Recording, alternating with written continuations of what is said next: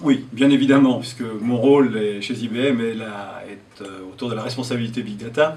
Donc le Big Data, je dois dire que c'est la collecte de volumes importants de leurs données et leur analyse pour en tirer des informations utiles, notamment pour accroître le chiffre d'affaires. Alors, en règle générale, les spécialistes disent que le Big Data se caractérise par 3 V. Le premier V, c'est tout ce qui est autour du volume. Alors, c'est la caractéristique la plus souvent associée au big data parce que la création de données est devenue permanente. Juste pour donner un exemple peut-être, dans une minute Internet, qui est quelque chose de connu maintenant, 30 heures de vidéos uploadées, 204 millions d'emails échangés, plus de 100 000 tweets échangés. Voilà une idée pour le volume.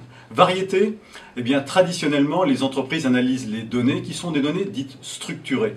Données structurées, c'est celles que l'on trouve dans des bases de données ou dans des tableurs, relativement simples. Mais ça ne représente que 20%.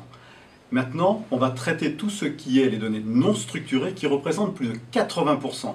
Et là, on va retrouver les emails, les vidéos, les photos, etc. Troisième caractéristique, la vélocité. Et là, c'est une question de vitesse. On voit bien qu'aujourd'hui, de plus en plus, tout va très très vite. Et pour donner une idée de la vélocité, c'est comme si vous vouliez traverser un carrefour en ayant une image, une photo prise il y a 5 minutes. Bonne chance. Alors, à ces 3 caractéristiques, les spécialistes s'accordent à caractériser le big data. Nous, IBM, nous en rajoutons une 4e qui est tout ce qui est la véracité, parce qu'il y a beaucoup de données, et bien évidemment, toutes ces données peuvent être soumises à des règles plus ou moins différentes, et donc il faut s'assurer de la véracité de ces données.